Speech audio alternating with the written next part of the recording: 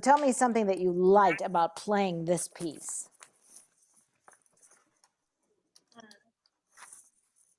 Well, I liked how it kind of changed on the second page, like how. Good. And did you like the ending? Yeah. Yeah, it's cute too. All right, and what key are you in, even though it doesn't have any time signature or key signature here? A minor. Yeah, good. You're in A minor. Very good. All right. So tell me something you're going to be listening for throughout this whole piece when you play it. The crescendos. Okay, you're going to listen for the crescendos. All right, and I think I'm going to listen for. I think I'm going to listen for the difference in your articulations, staccato and legato. Okay.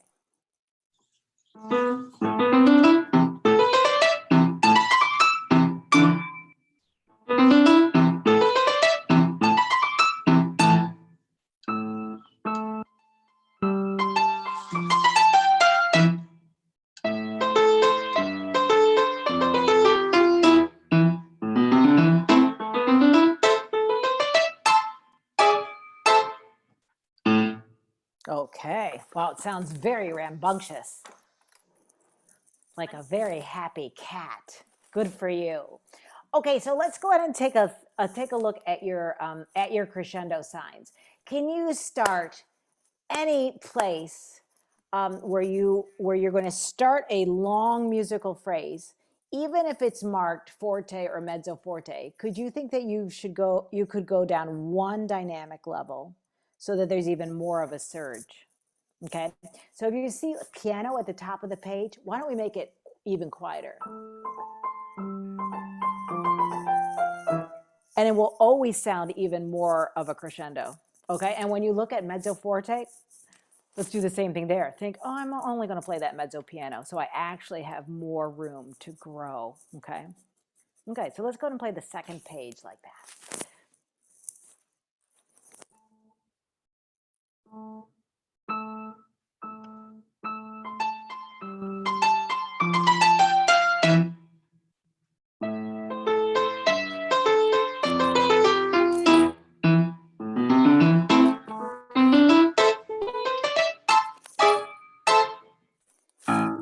Yeah. What was your most successful lines in that whole page? What do you think where do you think you sounded the best?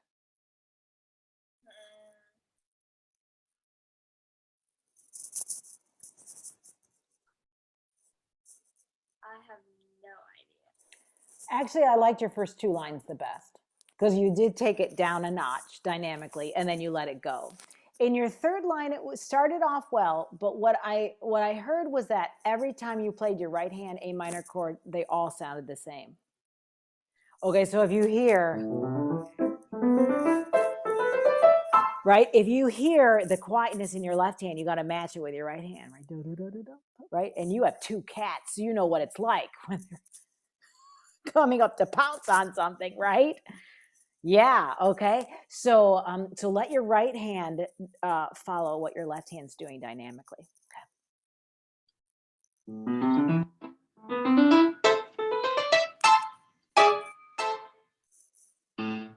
Yes, that is so much better. Very good. Okay, so that's the number one thing that we can think about.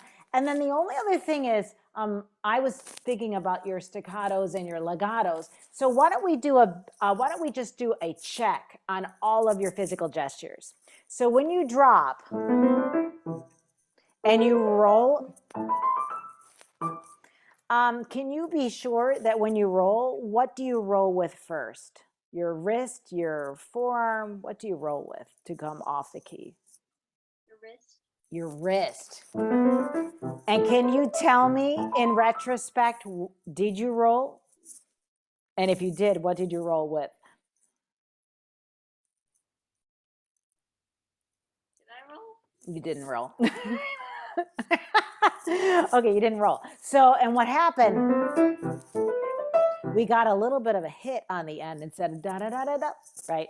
Your cats would be terrible. It would be so sad, right? If they jumped on the couch and then they went splat, right? Right? They wouldn't do that, right? They're cats, right? So they'd go da da da da da, and they would jump up. Oh yeah, I'm here, right? And oh yeah, I jumped up there. Oh yeah. So they're always jumping up, right? So remember that in the fluidity in your wrist. Okay, so now let's try the first two lines and let's listen for that and watch for that.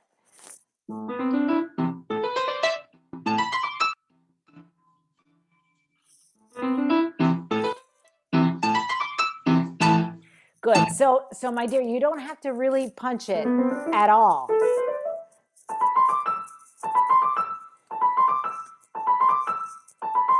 All right, so you don't have to do any extra accent. So if anything, just keep it all feeling like you're crescendoing to the highest note. Can you just play that over and over again with your right hand?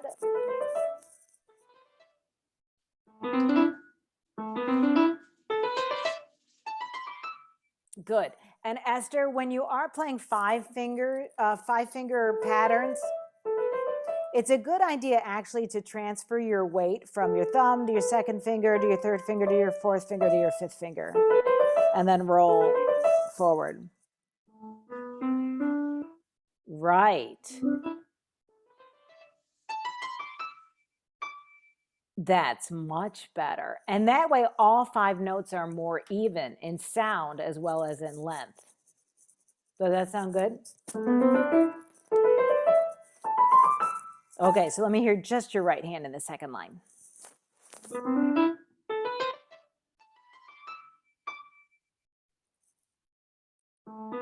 second line? Let's do that again.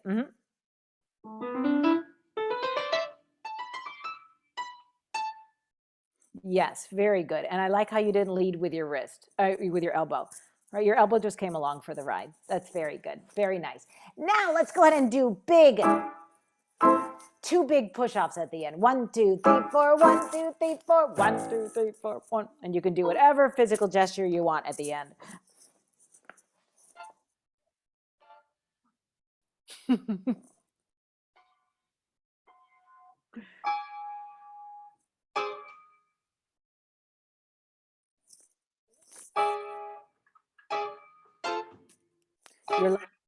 Your left hand's in which clef? 1, 2, 3, 4. Yes.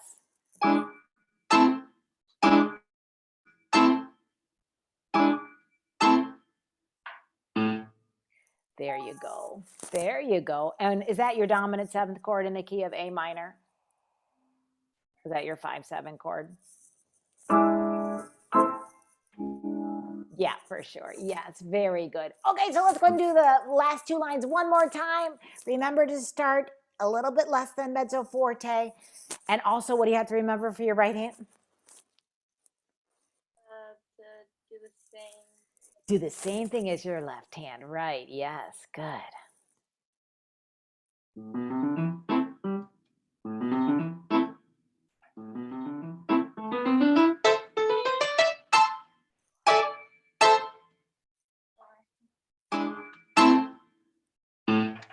Yeah, the dynamics were so good when you did that. It's so good. So we just have to do it one more time. 1, 2, 3, 4. 1, 2, 3, 4. And can you be even more confident as to how you're going to end this piece? What is your cat doing at the end? Would your cat be looking at you saying, "Okay, I'm done," or would you, or what would they be doing? Thing, I got it. Yeah, that sounds good. Yeah, really. So do you want that to be a push off? Do you want it to be even, I don't know, do you want it to be a kickoff? I don't know. 3, 4, 1, 2, 3, 4. Depends on how loud you want it to be, right? It's up to you. Is it this one or this?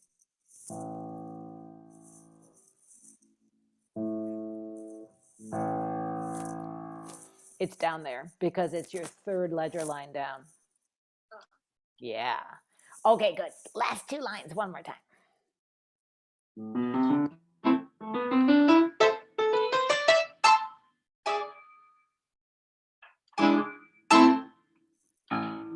Good. One more time. You can do it. You can do it. Just remember where your left hand moves to.